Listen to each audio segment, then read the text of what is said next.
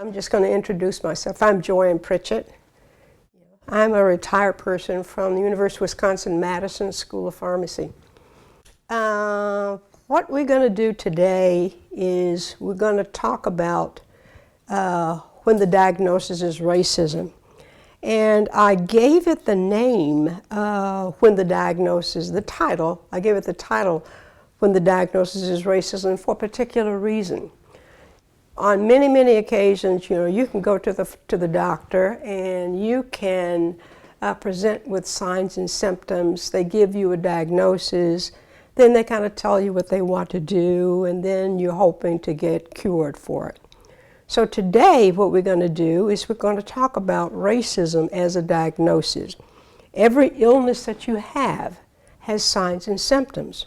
Racism, too, has signs and symptoms.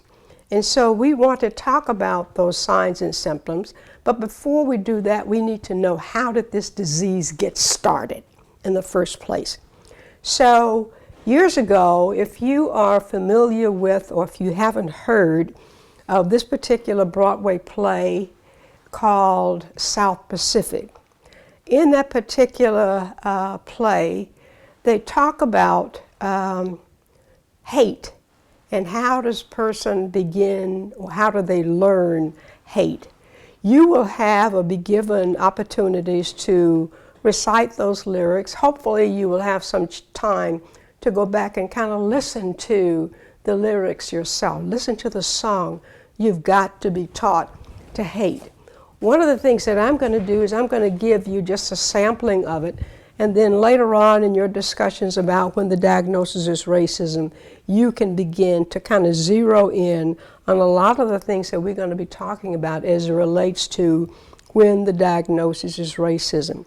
Now, I'm also going to give you an example, and at some point in time in your discussions around the table, I want each and every one of you to dig deep, and I do mean dig deep. Because no one is born a racist. That's a fact. How did we learn to become the racist persons that we are, okay? So now the poem goes something like this, and it was written by Oscar Hammerstein and Richard Rogers, and it goes like this. It says, you've got to be taught to hate and fear. You've got to be taught from year to year. It's got to be drummed in your dear little ear. You've got to be carefully taught. You've got to be taught to be afraid of people whose eyes are oddly made, and of people whose skin is a different shade. You've got to be carefully taught. You've got to be taught before it's too late, before you're 6 or 7 or 8, to hate all the people your relatives hate.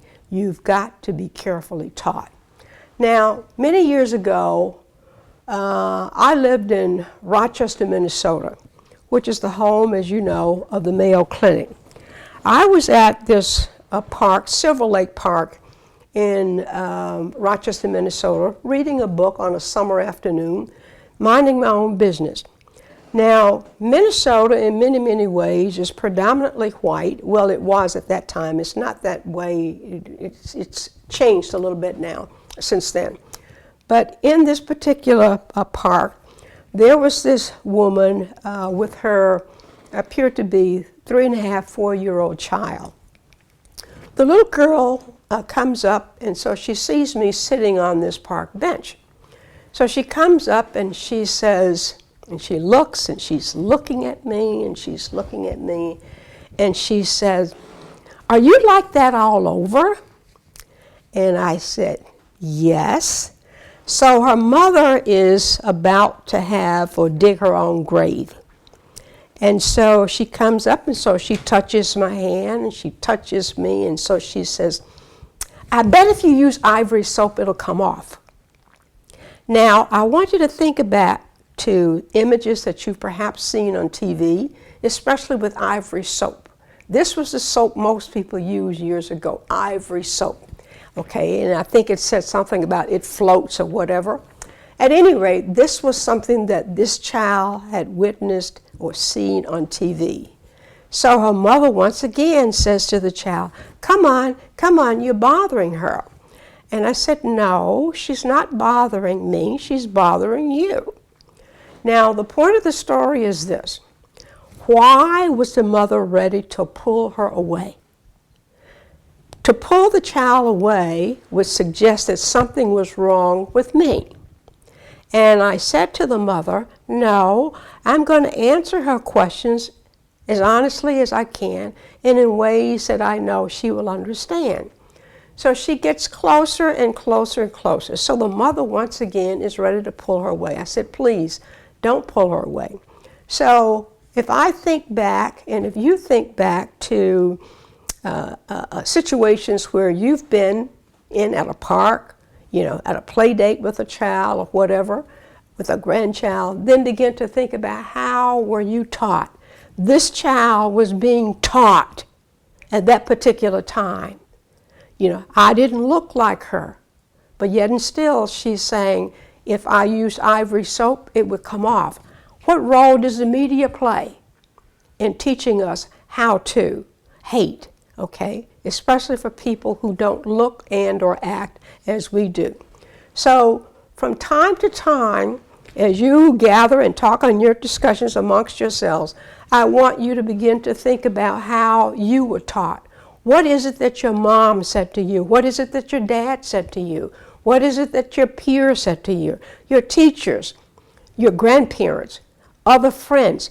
What did they say to you that would get you to the point whereby you didn't understand people who did not look like you? This is very, very important in terms of us dealing with racism, as a topic, dealing with racism as something that has signs and symptoms, racism that has cures.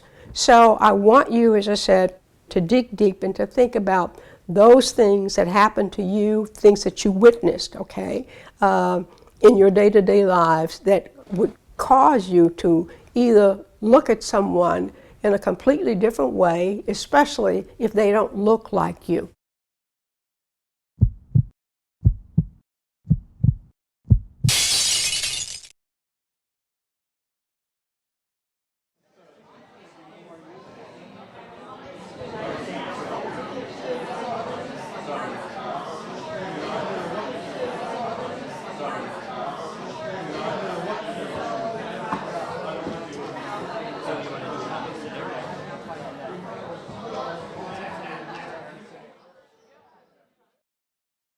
So now that each of you, each table has had a chance to sit and talk about things that you learned as a child, as a teenager, as an adult, I want you to begin to reflect back on those, because each of you have had different experiences. And each experience will allow you to go back in time, and perhaps there's a flashback to something that happened years ago, but you didn't attend to it at the time. But now that we have brought a bit of clarity to the situation, I think you can begin to look at your flashbacks as opportunities for you to begin to look at how racism was taught to you. So you leave today knowing that racism is something that was learned. You leave today knowing that you were not born a racist. You leave today knowing that racism is a disease, that there's a cure for it. But we must be mindful of the kinds of things that we need to do in order to cure it. Now, at your next session, you're going to be talking about some of the signs and symptoms. Many of you know what some of the signs and symptoms are right now.